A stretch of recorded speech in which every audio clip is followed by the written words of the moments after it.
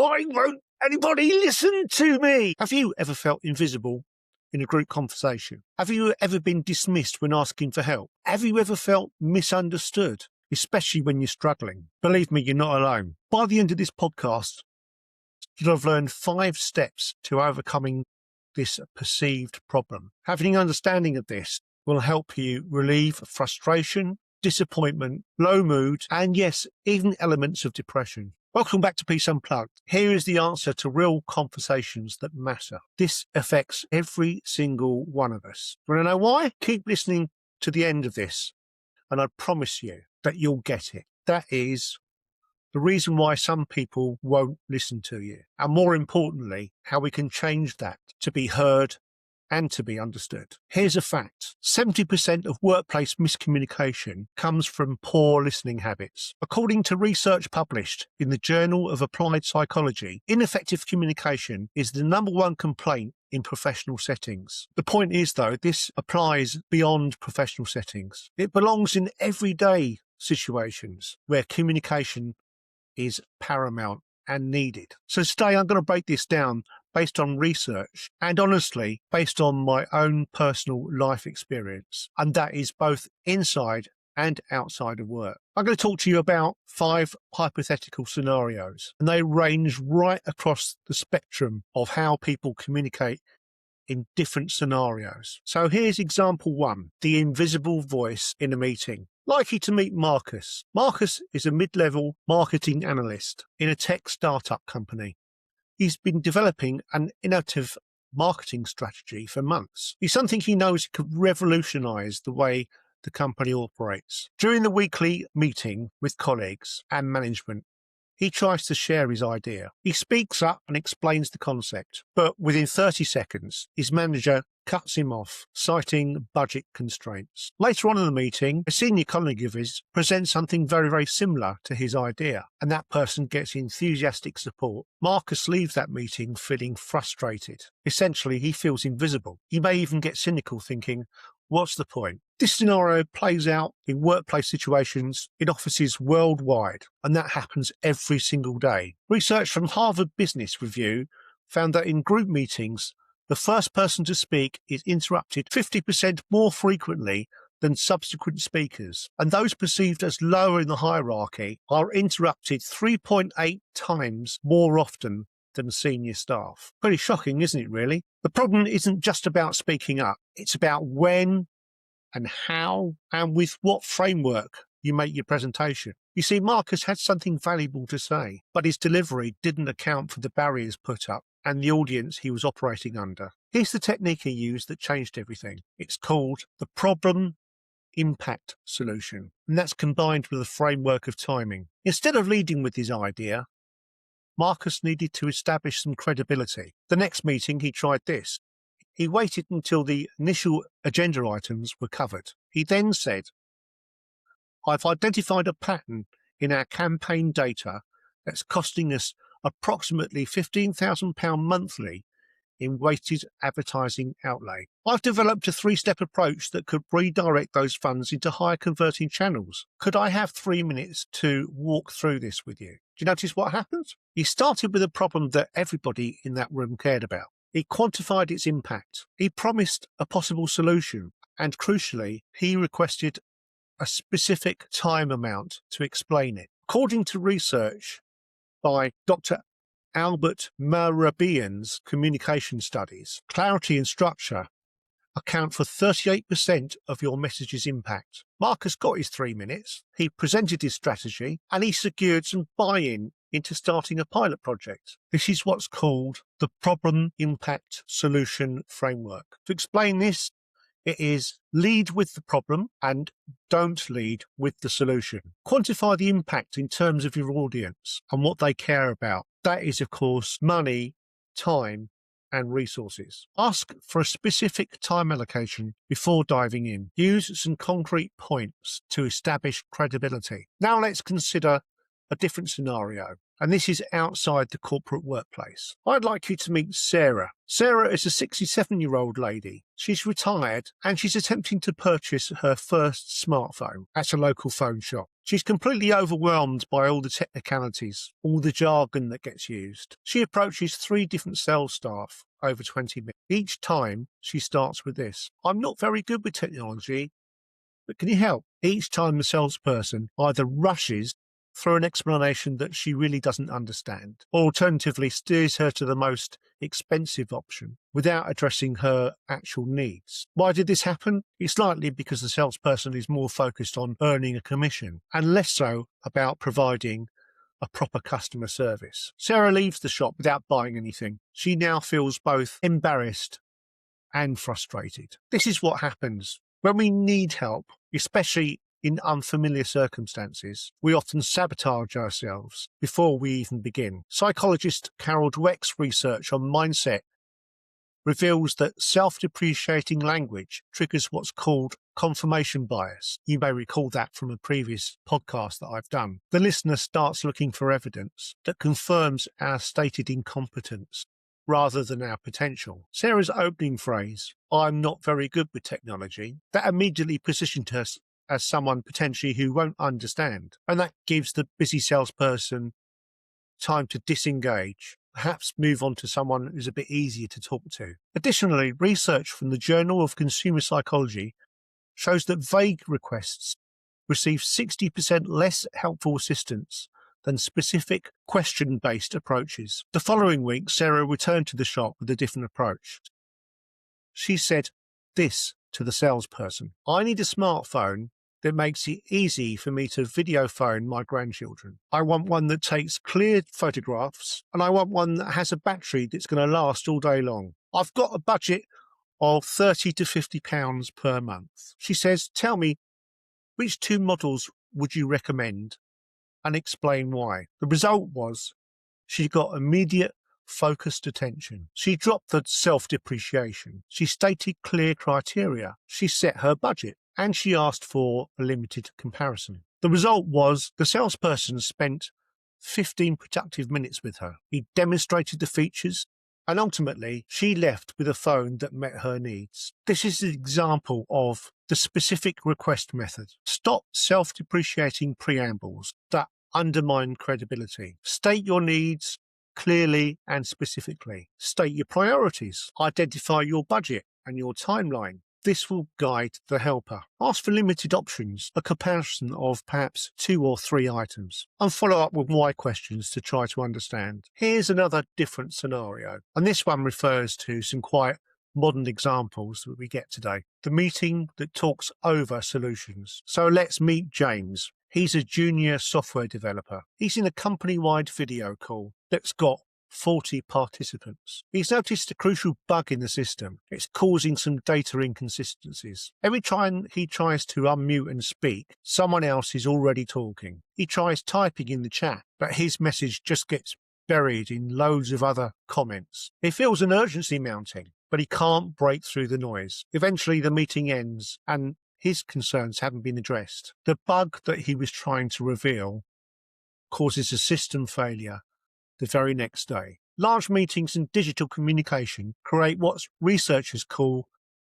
diffusion of responsibility, a phenomenon documented in social psychology studies since the 1960s. When many people are present, individuals assume someone else will speak up or their contribution isn't crucial. MIT research on meeting dynamics found that in meetings with more than 7 participants, speaking time becomes exponentially concentrated among 3 to 4 dominant voices. Ever noticed that in a meeting? That psychological barrier is even higher in virtual settings. You see, no one's able to see the visual cues that are non-verbal. Those signals are usually, "I want to speak," but of course they're invisible in a virtual situation. James learned about the direct address technique, and he got that from a communications workshop. In the next large meeting where he needed to be heard, he used this approach. He unmuted during a natural pause.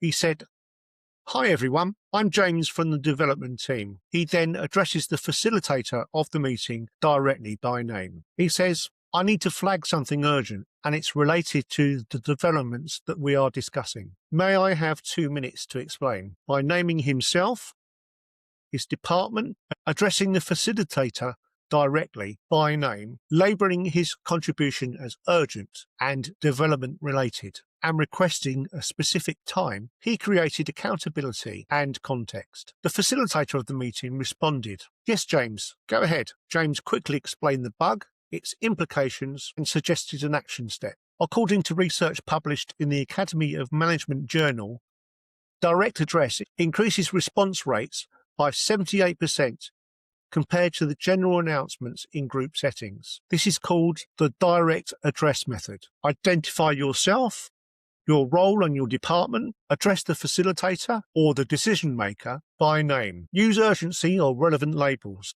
i.e. urgent, related to X, and that it's time sensitive. Request a specific time allocation, state your point concisely, then propose a clear next step. Now let's move on to the next scenario. This potentially relates to all and any one of us because it relates to the potential for mental health issues. As a professional worker, I witnessed this type of scenario in a great number of cases when the words won't come. Meet Carrie. She's a 28-year-old school teacher. She's been experiencing some really severe anxiety attacks, quite some months, so she makes an appointment with her doctor. She's determined to ask for some help, but when she sits in the consultation room, her mind goes blank. She starts to cry. She tries to explain how she feels. Words just come out all jumbled. She says,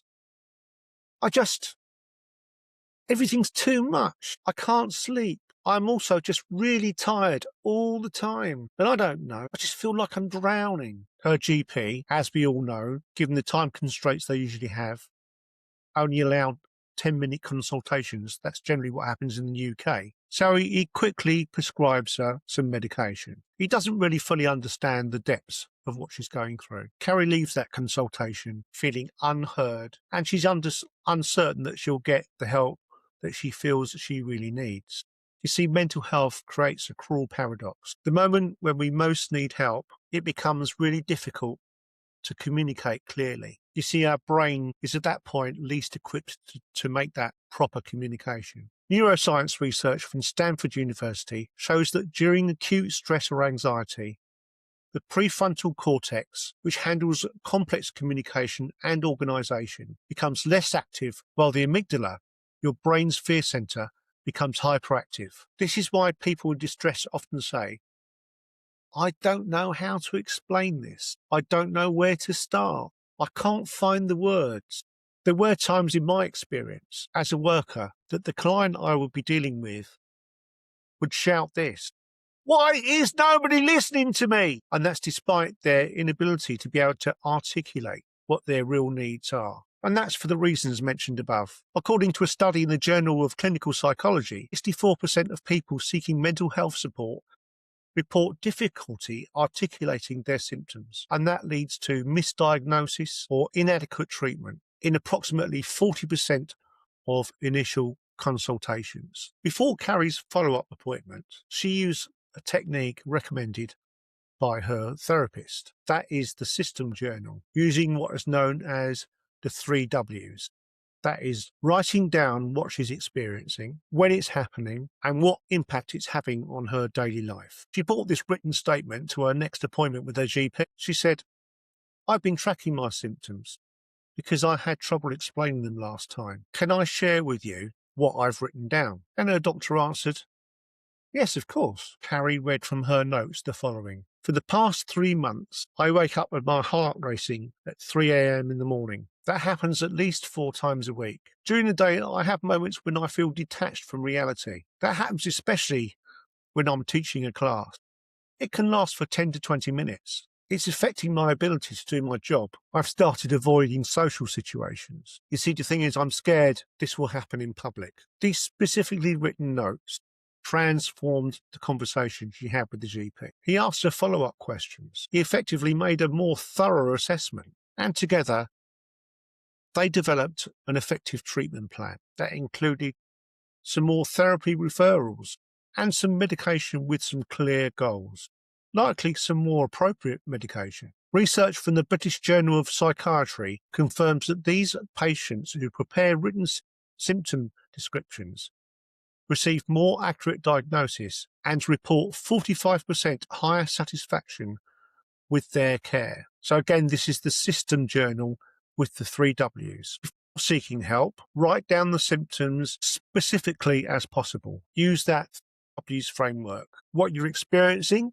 both physical and emotional, when it happens, including the frequency, any triggers, what time of day it happens, what impact it's having on your work or your relationships, even on what your daily activities are. Bring the written information to the appointment. It's polite to ask permission to share that information. You're more likely to get a positive response. Can I share with you what I've written down? Now, space for questions and dialogue after you've shared. I realised that I used this technique many years ago when I requested an appointment with my local MP. Now, this MP is very businesslike. The document I provided him, he thanked me for and said that was very useful and would help him to address the issues that I had. The result was that I got a very positive response with the help of his authority and influence. This is during an issue where I was in between jobs and I'd come across some issues with some benefits that I was entitled to, but I wasn't getting.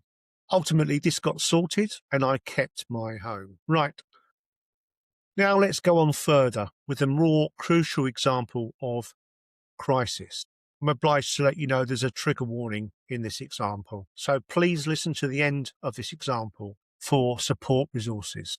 This is the crisis call no one understands. Meet David, a 19-year-old college student. He calls a mental health crisis line at 2 a.m. in the morning. He's been having some really dark and troubling thoughts. He finally plucked up the courage to reach out for help. When the telephone counsellor answered, David says the following: I don't know. I just feel really bad, like really, really bad. The counsellor tries to help. He asks some gentle questions, but David's response remains vague. He says, everything is just terrible. I can't handle this anymore. Nobody understands me. Despite the counsellor's best efforts, the 20-minute call ends, and David doesn't feel heard. And he doesn't feel he's got the specific support he's seeking. He hangs up, feeling even more isolated. You see, crisis communication, particularly around mental health, requires navigating an emotional paradox.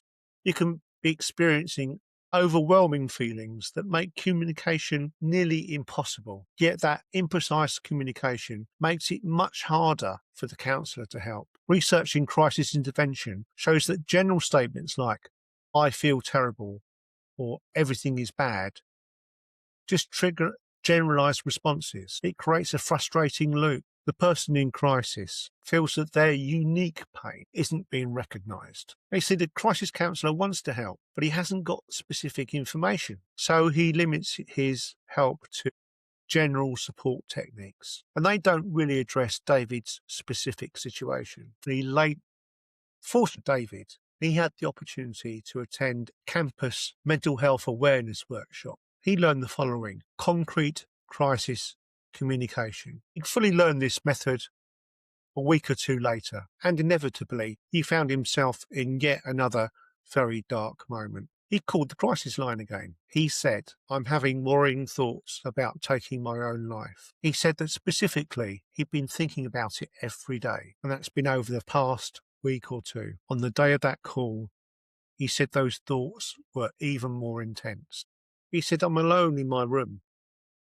Well, I haven't hurt myself. I'm just scared I might do. He explained, I failed 2 exams this week. I feel like I've been destroying my future. Those specifics changed everything. It allowed the counsellor to assess immediate safety. Counsellor was able to validate David's feeling about the academic pressure he was under. He helped David develop a safety plan specifically for that night, and he connected with campus resources. That's for both mental health support and academic counselling. Research shows that calls that include specific information about thoughts, circumstances, and immediate safety result in 3.2 times more effective intervention outcomes and higher caller satisfaction. So this is concrete crisis communication. State the primary concern directly. That is, I'm having thoughts about taking my own life, self-harm, severe anxiety. Provide the context. This has been happening for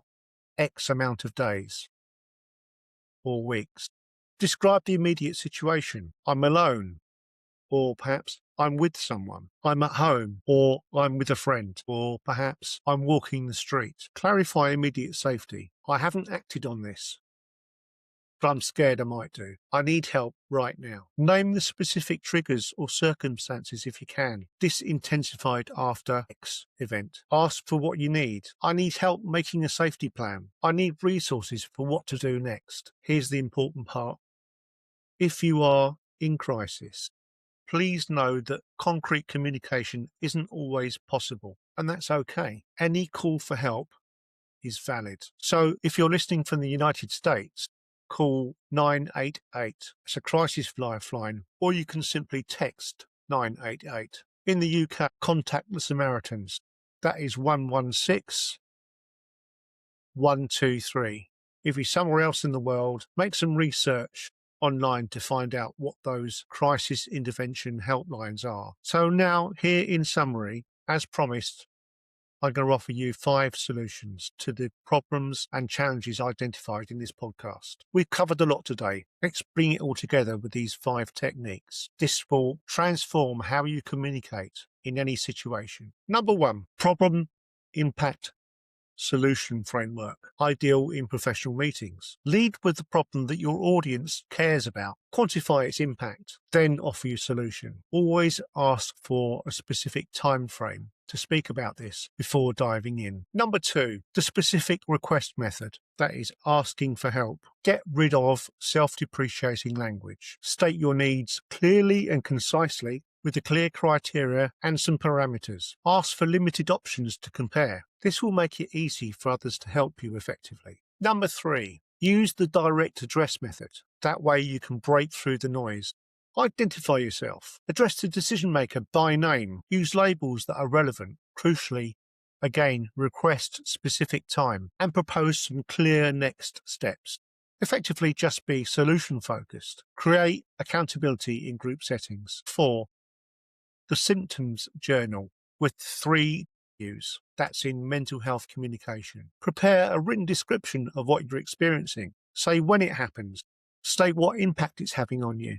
The documentation to appointments and conversations. Finally, number 5. This relates to concrete crisis communication. Use it in emergency mental health situations.